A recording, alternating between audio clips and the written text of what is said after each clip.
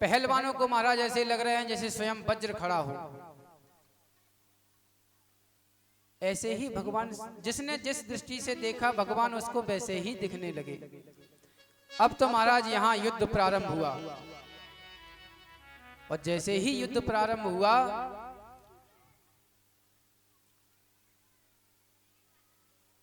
सल नाम का दुष्ट आया महाराज, उसको कन्हैया ने मार दिया। सल तुष्टक आदि दैत्यों को भगवान ने कहा भैया सुनो, अपनी बराबरी का ढूंढ लो, कहां तुम कहां मैं। तो वह बोला बाला वयम तुल्य बलय क्रीडयामानो यथोचितम ना बालो ना किशोरस्वम बलिनाम बरा लीलिये भो हतो येन शस्त्रद्वीप सत्वव्रतम। अरे कन्हैया, तुम बलवानों के भी बलवान हो, यह तो तुम्हारी लीला है, मैं समझ रहा हूं। हिम्मत है तो मेरे साथ दो दो हाथ करो। जैसे ही कहा तो महाराज भगवान ने सल तो सल आदि राक्षसों का यहाँ वध किया, और वध करते ही अब देखा कि अब तो कंस रह गया है। सीधे भगवान गए और छलांग लगाई, सीधे कंस के सिंहासन पर पहुंच गए, और बाल पकड़ के जैसे ही खींचने लगे तो कंस चिल्लाया अरे कन्हैया, मेरे बाल तो तल रहे हैं, मुझे दर्द हो रहा है। तो कन्हैया ने कहा दुष्ट, तूने भी मेरी माँ देवकी के बाल खींचे थे, क्या उन्हें पीड़ा नहीं हुई? और इतना कह के कन्हैया ने कंस को ऊपर से नीचे जैसे ही गिराया तो महाराज कंस की तो गोविंदाय नमो नमः। बोलो कंस मर्दन भगवान की जय हो। लगता है कंस मरने की जयकारा बहुत धीरे बोला। बोलो बाल कृष्ण लाल की, बरसाने वारी की जय जय श्री राधे। जैसे ही कंस का उद्धार किया तो महाराज देवताओं ने पुष्प वर्षा कर दी, फूल बरसाने लगे। दौड़ी दौड़ी कंस की पत्नी अस्थि और प्राप्ति आई और बोली कि हे भगवान। अब नीचे कंस, ऊपर से कन्हैया। रोती रोती बोली हे भगवान, ऊपर से कैसे गिर गए, ये क्या हो गया? कन्हैया बोले मामी जी, हमें तो खुद पता नहीं है, वो तो भगवान की जी कृपा कहो कि हम नीचे नहीं आए, कहीं हम नीचे आ गए होते तो गोविंदाय नमो नमः हो जाता। यहाँ कन्हैया ने अग्रसेन महाराज को जेल से मुक्त किया, और कारागार से वसुदेव देवकी अपने पिता को मुक्त किया। नंद बाबा को पता चला कि यह मेरा बालक नहीं, यह तो देवकी और वसुदेव का लाला है। बस यहाँ से ग्वालवाल और नंद बाबा अपने घर आ गए। इधर कन्हैया ने उज्जैन में जाकर सांदीपनि जी के आश्रम में जाकर के शिक्षा प्राप्त की।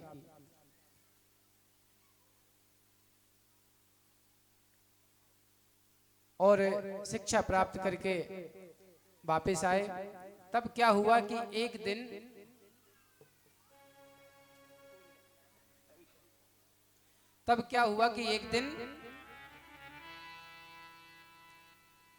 एक दिन जो है कन्हैया को मैया ने मक्खन मिश्री थाली में परोस दिया। अब यहाँ से उद्धव चरित्र की चर्चा प्रारंभ होती है। तो उद्धव गोपी संवाद यहाँ से प्रारंभ होता है। उसको प्रारंभ करने से पहले एक बार हरि नाम संकीर्तन कर लें। उसके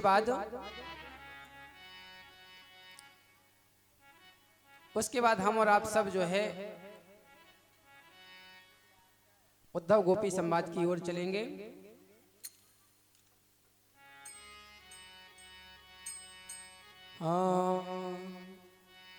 सांवली सूरत पे मोहन दिल दीवाना हो गया। सांवली सूरत पे मोहन दिल दीवाना हो गया। सांवली सूरत पे मोहन दिल दीवाना हो गया। सांवली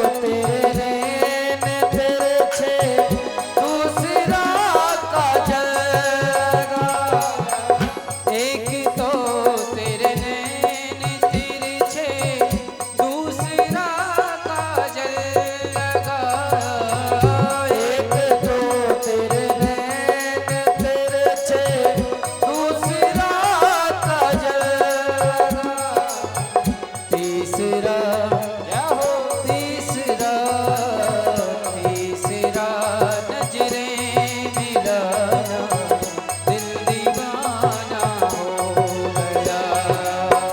तीसरा नजरें मिलाना दिल दीवाना हो गया।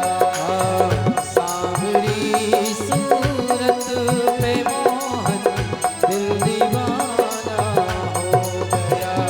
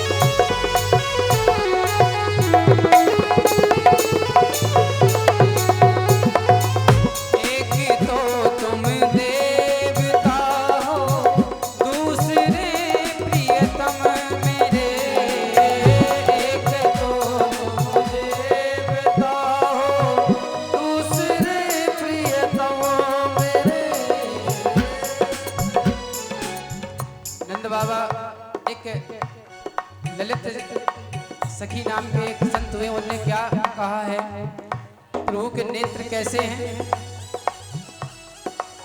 देखो री यह नंद का छोरा,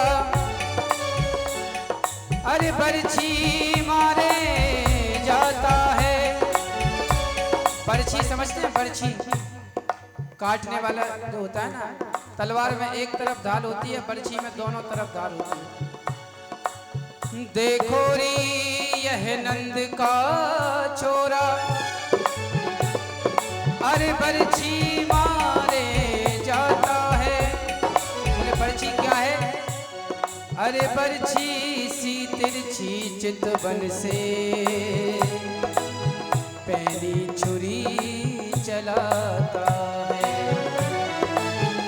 और कह रहे हमको घायल कर बेदर्दी, आप खड़ा मुस्काता है। यह अपनी नजरों से दूसरों को पागल कर देता है और खुद खड़ा खड़ा मुस्काता है। अरे हमको घायल कर बेदर्दी, आप खड़ा मुस्काता है। ललित किशोरी जख्म जिगर पर, जैसे नौन बुरी बुरी खाता है, जैसे नौन बुरी बुरी खाता है, जैसे नौन बुरी बुरी खाता। वह कैसे लगता है, जैसे किसी को कोई जख्म हो गया हो, उस जख्म पर कोई नमक और डाल दे, कितना दर्द होगा। तो ऐसे ही ललित किशोरी जी का यह पद था। एक तो तुम देवता हो, दूसरे प्रियतम मेरे। एक तो तुम देवता हो, दूसरे प्रियतम मेरे। एक तो तुम देवता हो, दूसरे प्रियतम मेरे। एक तो तुम देवता हो, दूसरे प्रियतम मेरे। तीसरा तीसरा सपनों में आना, तीसरा सपनों में आना, दिल दीवाना हो गया। सावरी सूरत पे मोहन, दिल दीवाना हो गया। सावरी सूरत पे मोहन, दिल दीवाना हो गया। सावरी सूरत पे मोहन, दिल दीवाना हो गया। सावरी सूरत पे मोहन, दिल दीवाना हो गया। सावरी सूरत पे मोहन, दिल दीवाना हो गया। सावरी सूरत पे मोहन, दिल दीवाना हो गया। सावरी सूरत पे मोहन, दिल दीवाना हो गया। दिल दीवाना हो गया, मेरा दिल दीवाना हो। बोलो बाल कृष्ण लाल की जय, राधा रानी की जय हो।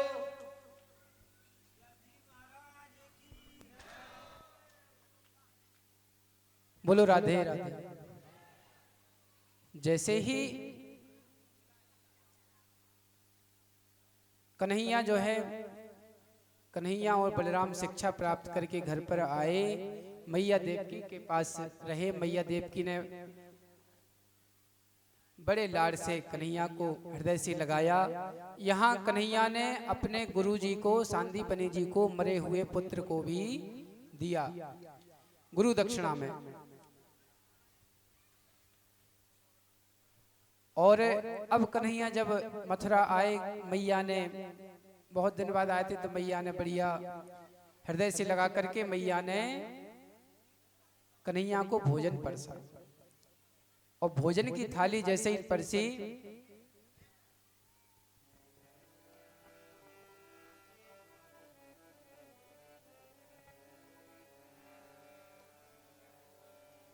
तो क्या हुआ,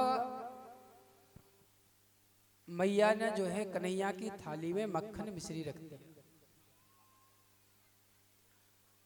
और जैसे ही कन्हैया ने माखन मिश्री को देखा तो कन्हैया की आंखों में आंसू आ गए। आज मां यशोदा की याद आ गई कि जैसे मां यशोदा मक्खन मिश्री देती थी, आज वह मक्खन मिश्री देख करके कन्हैया को मैया की याद आई। जैसे ही याद आई और कन्हैया रोने लगे। गच्छदो ब्रजम सौम्यम पित्रो नो प्रीतिमवाह गोपीनां मध्योगाधि मत्स्यदेशे विमोच।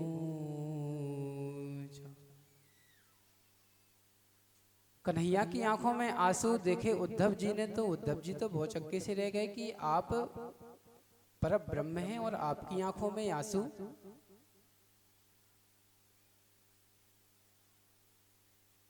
उद्धव जी ने पूछ लिया, कन्हैया क्या बात है, तुम इतने उदास क्यों हो, तुम्हारी आंखों में आंसू।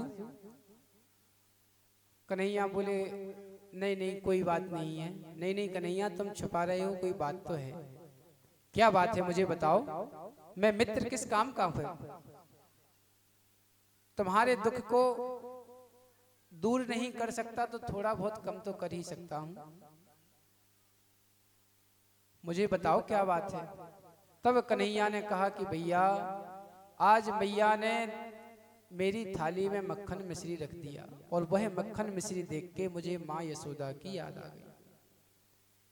मैं परसों की कह के आया था, आज बरसों बीत गए, मैया यशोदा पे पता नहीं क्या बीती होगी, उन गोपियों पे क्या बीती होगी, उन ग्वालों पे क्या बीती होगी, वो तो भगवान ही जाने।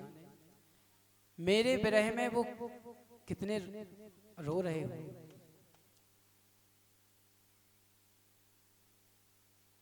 उद्धव जी ने कहा कि आपको उनकी याद आ रही है। अरे आप तो खुद ज्ञान के भंडार हैं और मैं जाता हूं, मैं उन्हें समझाऊंगा। आप कैसी बात कर रहे हैं। मैं उन्हें ऐसा ज्ञान देकर आऊंगा कि भाई आपकी याद भूल जाएंगे। मैं उन्हें आपके परम पिता होने का अधिकार बता के आऊंगा कि यह कोई और नहीं है, साक्षात भगवान है।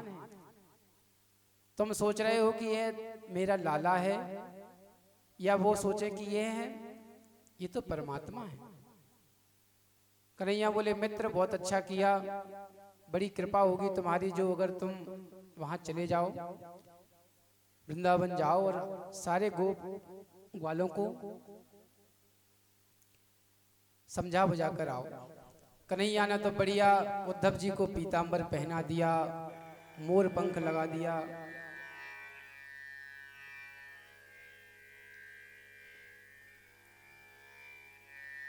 मोर पंख लगा के और रथ पर सवार कर दिया। जिस रथ पर अक्रूर जी लेने गए थे उसी रथ पर सवार कर दिया। वही रथ लेकर आज उद्धव जी महाराज जा रहे हैं। और जैसे ही उद्धव जी वृंदावन पहुंचे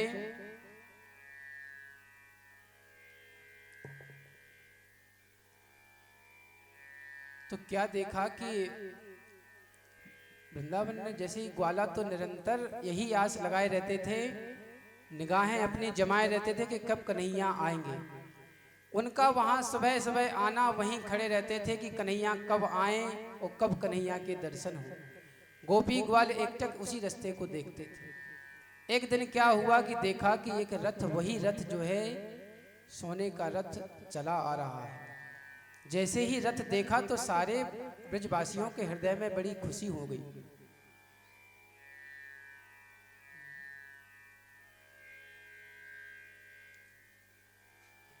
ब्रजवासियों को लगा कि वाह, लगता है भैया अपना कन्हैया आ गया।